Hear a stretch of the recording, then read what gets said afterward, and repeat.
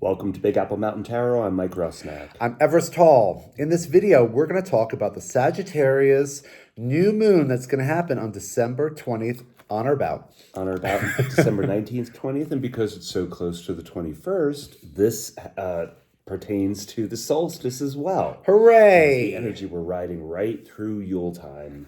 That's awesome. Yuletide. Yuletide. Yeah. All right, so Sagittarius is ruled by Jupiter. Jupiter is a gas giant. He's real positive. He kind of promises a lot. He's like that happy uncle that kind of flows into your life and gives you gifts and takes you out to something. To a cockfight. Totally. Yeah. That's totally Jupiter. So it's this big, kind of happy, boisterous energy. And right now, Jupiter is in Cancer, and he's deepening our empathy, softening us. Yeah. Also kind of our mental connections and our psychic connections with one another are getting deeper. So if you find like some weird kind of like coincidences with your loved ones and your friends where it seems like they're reading your mind, perhaps they are. Perhaps they are. Yeah.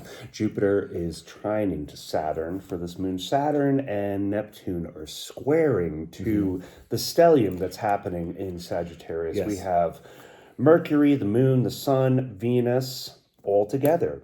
And Mars has just moved into Capricorn. But it's part of this energy too. So Mars with the stellium is squaring to Saturn and Neptune. So there's all this big personal energy. But yeah, and we're trying to take a bird's eye view of our life. We're trying to look back at the year that we just lived and forward at the same time. You know, this is about duties and dreams. Hope for growth and purpose in the new year. Yes. And we're trying to put the right foot forward. Right. Best foot forward. Now, Sagittarius is a sign that has to do with higher learning. It's our belief system. It's what we trust in. It's what has kind of like been proven to ourselves that we're trusting. When you go to higher education, like a master's degree or something, you believe that the school is credited and that you're going to get a proper education. You should check on that before you enroll. Before you pay tuition, double check to make sure it's a real school. But it's ideas that are larger than ourselves. Beliefs in magic, in nature, in God, right? It is the target that we throw the arrow at. Yeah. So it's kind of a big energy. But we have Saturn. Have faith that we're going to make it. We have Saturn and we have Neptune in their crazy conjunction, which is kind of like polar opposites here. We have Saturn. They are because they're like boundaries and hidden spots. So hidden spots meaning inspiration and drunkenness too. And then Saturn, boundaries, hard rules, resolutions. So we have rules and we have dreams together. And that is squaring our sun and our moon where our beliefs are in our higher education, where we're learning a lot about ourselves. This pertains to writing and publishing and teaching and traveling. Yes. Using maturity, dreaming really large for ourselves. Planting seeds, though, for these. Because it's a new moon. These themes, right? It's a new moon, so it's a new energy about our belief systems in contrast to rules and our dreams. And out with the old and in with the new. In with the new belief systems, right, Everest? That's right, Mike. New belief systems. We're not bound through our lifetime with one single idea. You can change your opinion on things. Yeah, Mercury is still square the north and south nodes, so it's about what we're understanding about where we've been and where we're going, right? Yeah. What is that information? What is it? Where is it taking us?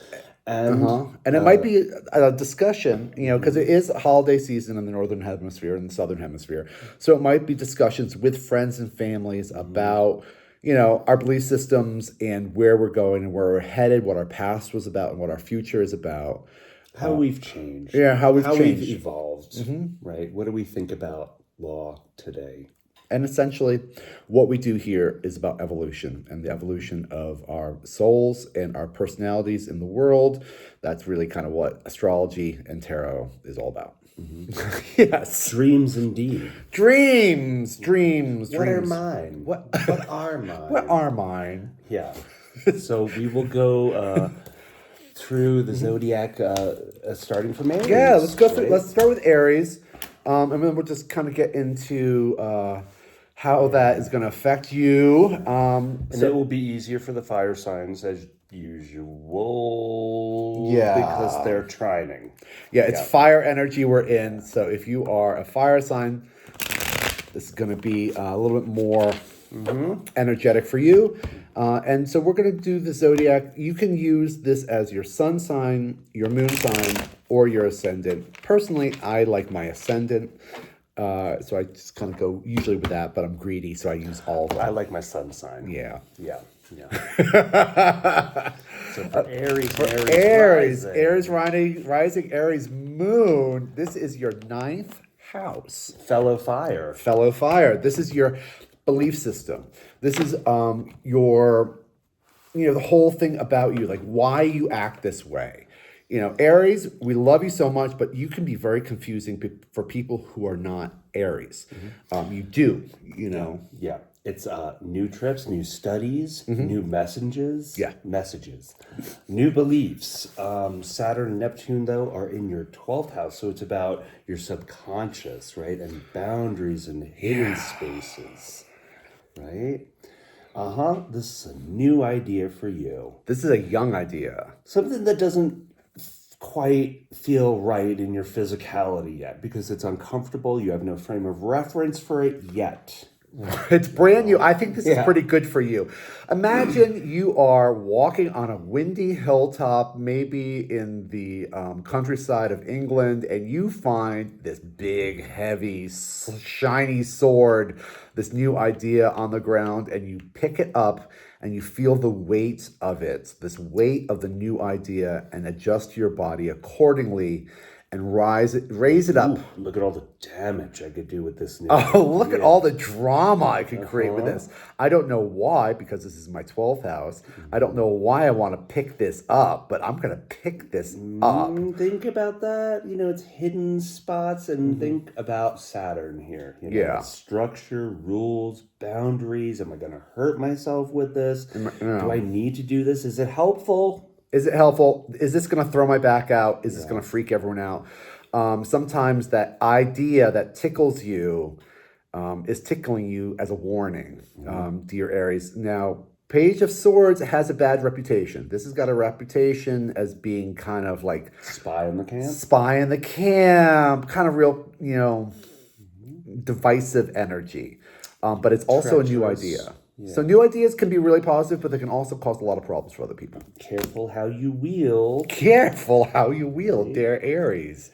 For Taurus and Taurus rising, this energy is in your 8th house, right? And that is life, death, rebirth, the occult. The occult, hidden secrets. Sexuality, deep, weird stuff. It's what's under your underpants. Yes. Now, Saturn and Neptune are in the 11th house of goals. Oh. Friends, networks, goals, deep psychological processing. This could be that a part of your old identity needs to go. And on another level, this could be about shared money. And it's a word of caution for mixing friends with money.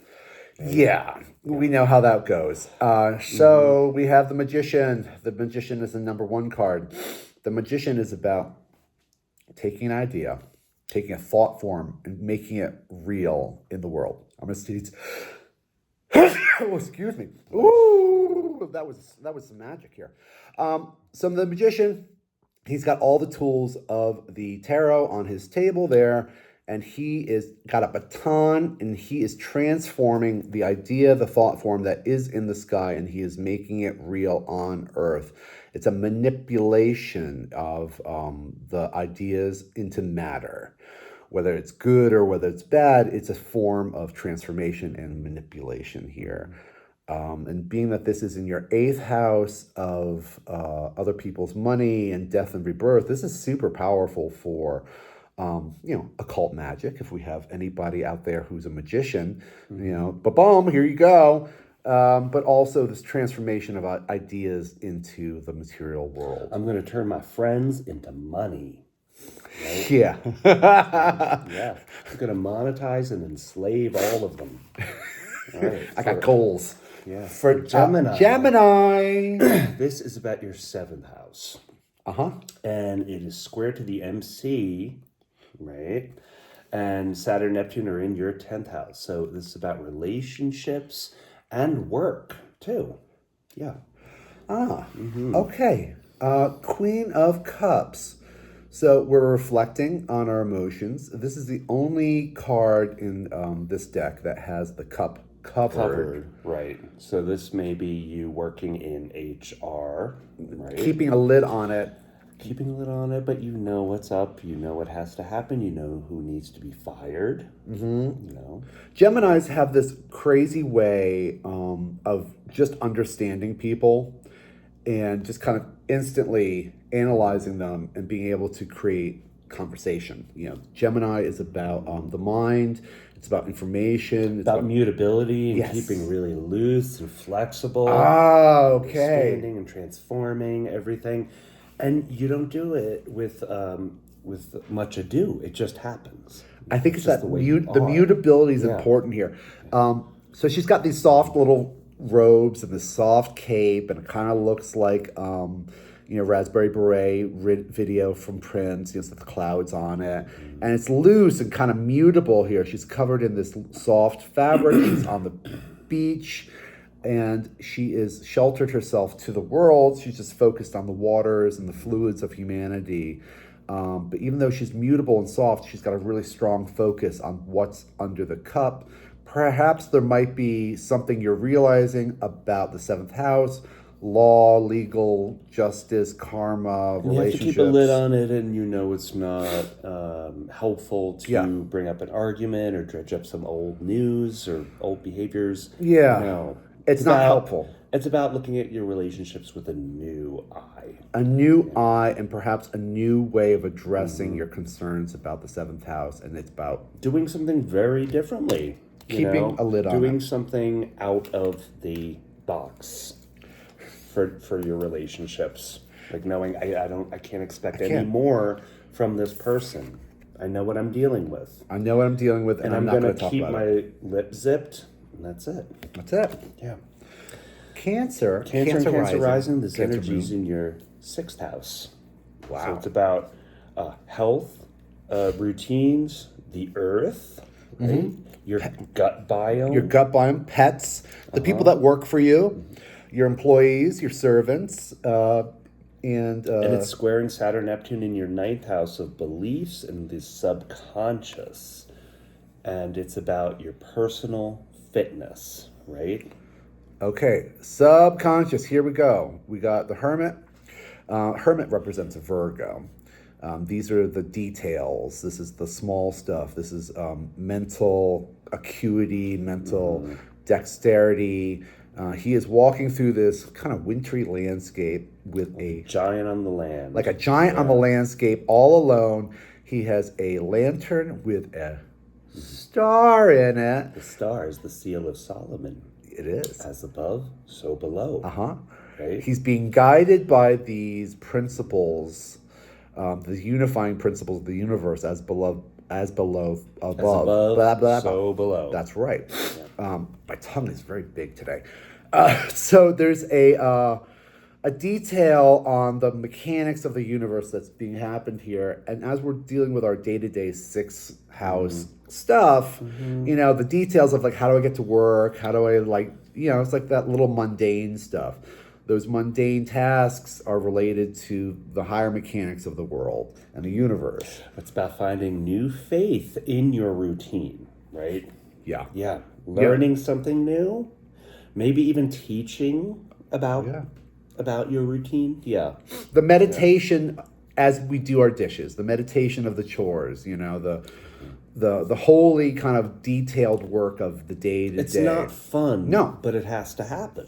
And there is value in it, too. Yeah. If we don't take care of our earthly tasks, we cannot relax into the atmosphere properly. So, the Hermit. For Leo and Leo rising, great for you because this energy is fellow fire. And this energy represents your fifth house, so you should be quite at home in your own fifth house. Fifth right? house is ruled by Leo. Fun and love and romance and joy and children. It's the joy you get from making stuff. You know, that satisfaction of like, oh, I made that. It's also cooking. You know, it's like that creative spark. It's the actor on stage. Yeah. Okay. All right. Seven of Wands, right? And this is square into Saturn and Neptune in your eighth house. So this is about work, psychology. Maybe it's about new love. Sure could be about new love. This could be about new love. And where is it taking you? And is it sweeping you off your feet? And do you feel unmoored?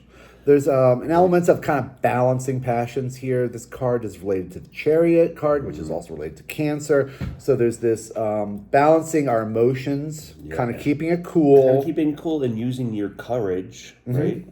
Yeah. Using your courage here. This card has a figure who is standing on the earth. He's real big, and it seems like the entire dang planet is raising plans and passions and fighting him, and he's got to take this one plan. It's like he just pulled it out of the ground, and he's, you know, not really battling, but really kind of guiding all of the plans and working with it and trying to balance it all. Maybe you could recruit some fighters. Yeah. You know? Exactly. Transform the eighth house. Boom. Right? Yeah. Yeah. Find some mercenaries. Mercenaries. Eighth house secrets. But it's about new intimacy, secrets, right? Don't be used by your passions. If you're being used by your passions and if you're missing deadlines, then there's a problem.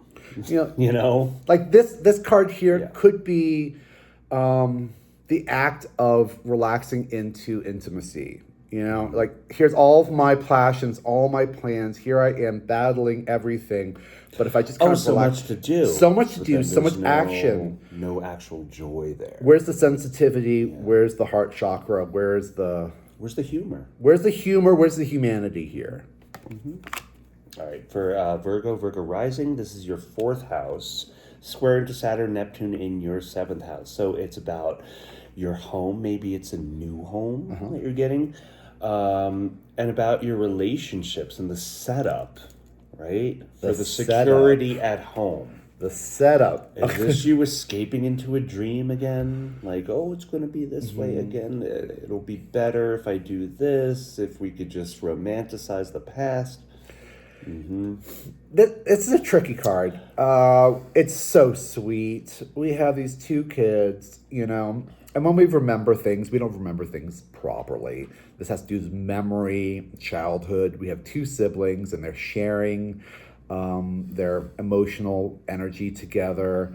It can be a bit of,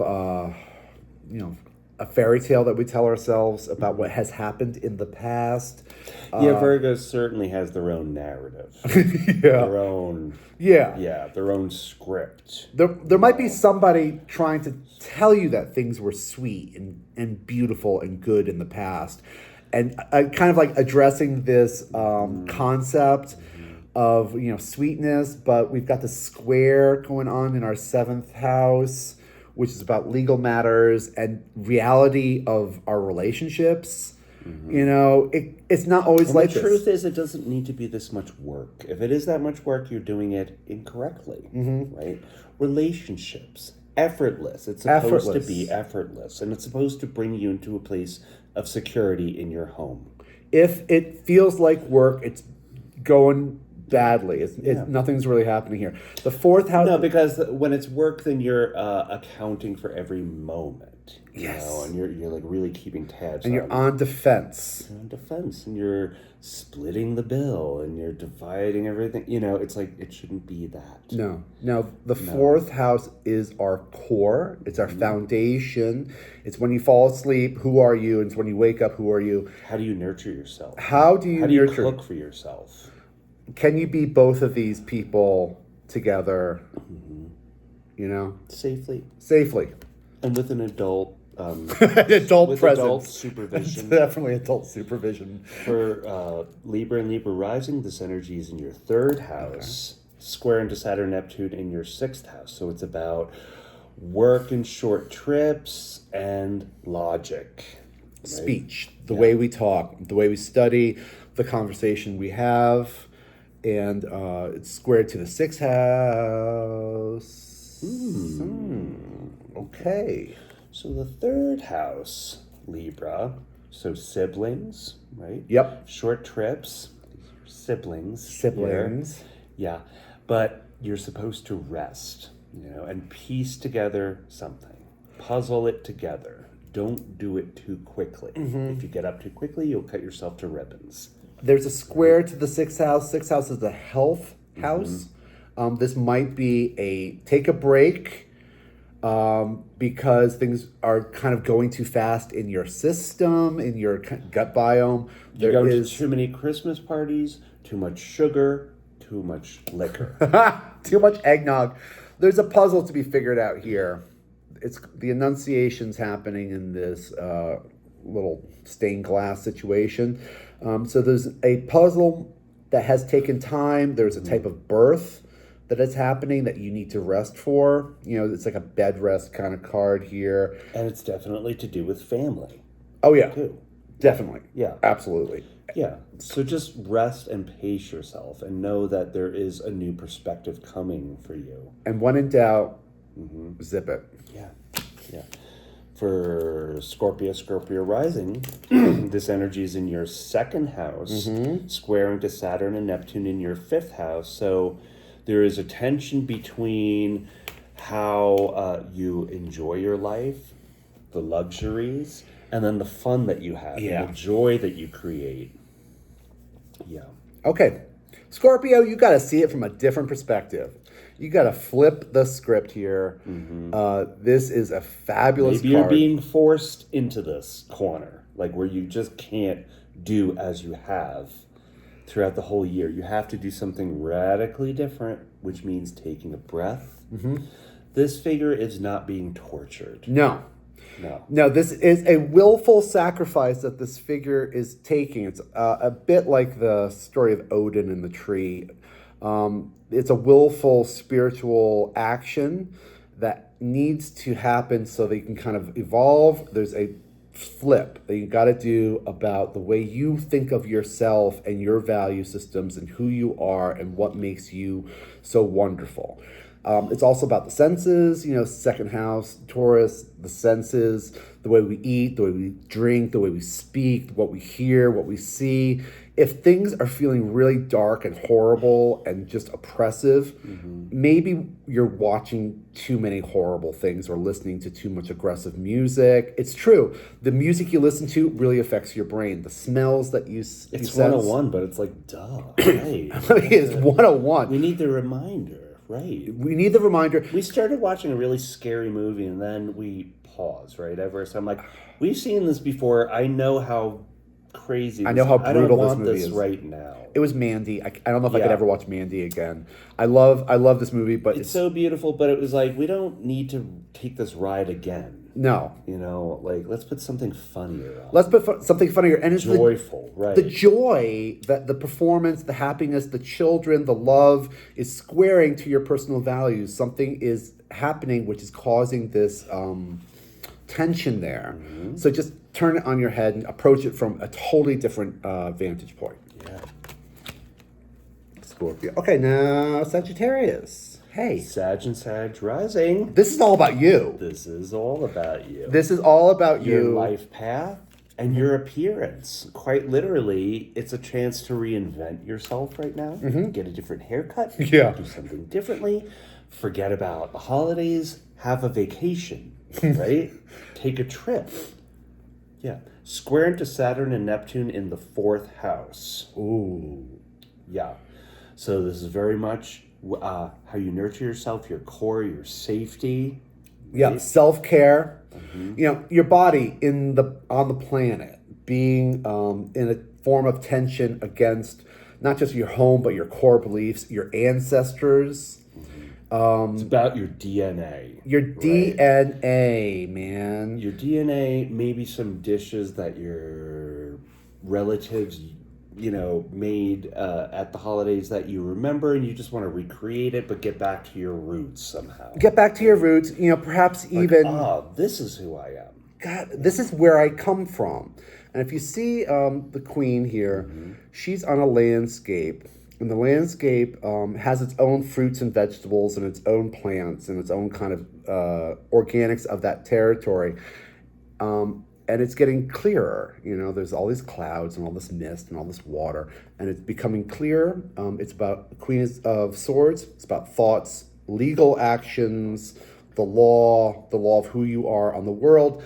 And it can only kind of, this is the source down here, and it can only get clearer from what it's about. This is all the information. That's knowing the chord that you resonate from. That's what I'm trying to say, Mike. Right? That's what I'm trying to say. The chord that you resonate from. Love lifts us up where we belong. Love lifts us up where we belong. There, Sagittarius.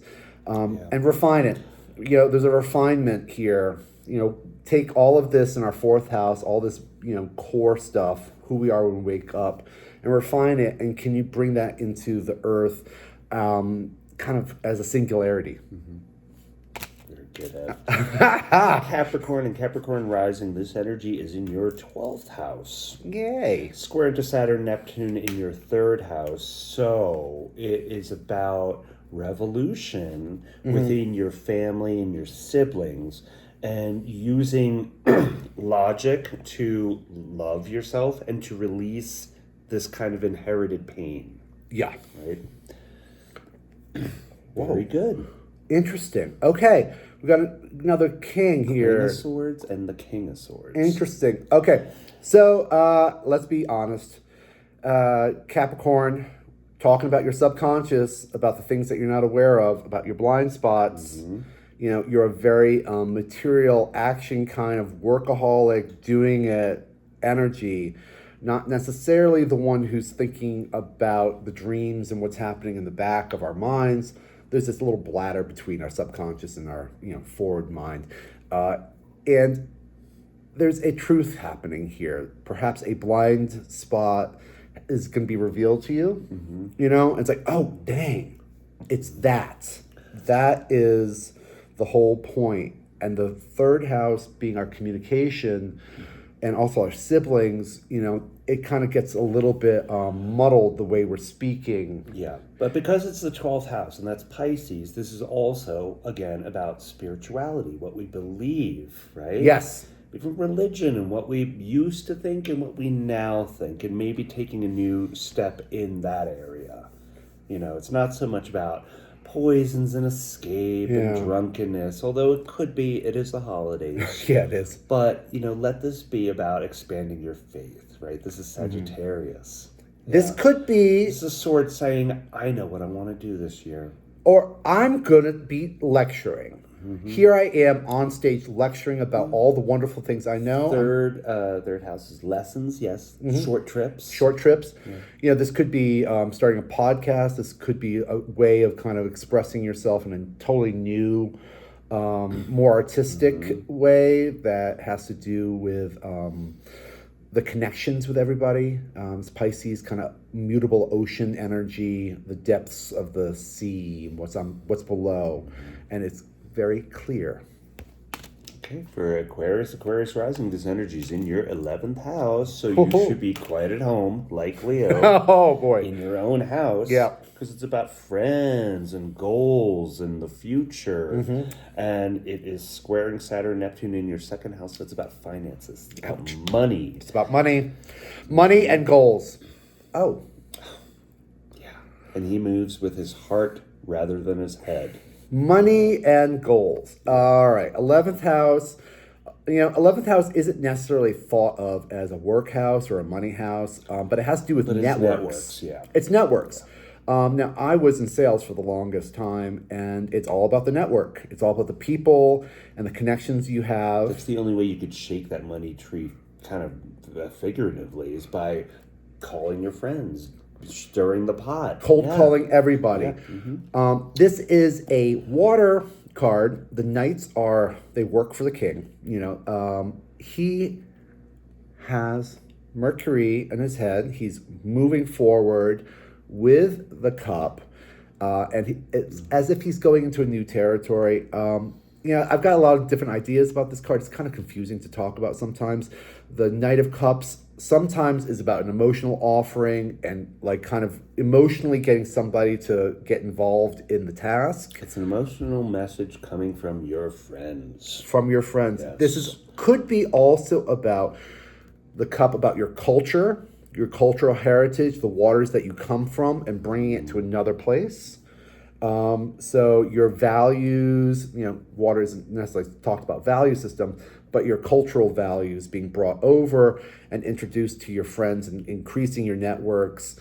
Aquarius is, weirdos. We're such weirdos. But, that is like exciting sometimes. And it can be like a beautiful offering of like, I have a different idea on how we can kind of do this. Now for something completely different. And wacky. But it's a movement here. The horse is moving, not super fast, but it's flowing, and it's coming across another thing of water. Maybe it's going to take a little drinky poo. It's an introduction. Okay. And last but not least, we have Pisces and Pisces rising, and this energy is in your 10th house, square into Saturn and Neptune in your first house. So it's about realism, right? Yeah. And your ancient ruler is Saturn, your modern ruler is Neptune, and they are together. So it's about looking at your boundaries, but also your inspiration, right? Do I really need more of what I already understand? Realism. Do I? Maybe I need to be more rounded in another area, though. Right. In thoughts. Yeah. In passions, right? And it's about how you do your job. And whether you want to continue doing the job you've been doing. You want something completely different. And if you're not working, 10th house is about your public face, about how people see you, how people address you, who you are in the neighborhood and who you are in the city and in the country. And how you use your empathy. How you use your empathy. Here we have an emotional offering that's coming from the sky. We have an Ace of Cups coming to this figure who is in meditation under this tree, perhaps trying to ground themselves because there is too much emotions, too much water. I need to protect myself now. Yeah. And he's sitting, and you're right, Mike, in this protective stance against all these emotions, trying to ground themselves and trying to really center into that first house of who you are in the world. Who I will not be again. Yes. Yeah. Maybe this is that, because we're talking about new moon Sagittarius, It's new looking energy. back and looking forward at the same time, taking that bird's eye view. Yeah, this might be an offer coming back to you that you've already kind of said, no, I don't feel like that. No. I'm different now. I don't need now. that today. I don't need that. I don't need that cup. No, thank you. I'm grounding myself and I'm centering myself. Wow. Great cards. Great That's reading. really great. Oh, man, I hope everybody has a great new moon. I really do. It's been tough. It is our wish. And it's a little dark. It's a little dark today. We're not going to lie. It's a dark, sad day. Yeah. And we love you. And we thank you for joining us so and much. the trust that you give us and all the comments. Please be kind to one another. Right? Yeah. Do the job that others just can't. No matter what we're expecting from them, they can't do it. But maybe you can. Maybe you could be kind. Smile at a stranger. Tip at the restaurant and tip when there's a little can open. Give of yourself. A nice smile. Energy, it'll come back. It'll come back to you. You never run out. So thank you for all the likes, comments, and shares. If you would love to, we would love to give you a reading if you want. We're working on end of the year stuff, and you can support us on Patreon and buy me a coffee. Merry Christmas. Happy Hanukkah. Oh, happy Hanukkah. Merry Christmas. We love you. Bye-bye.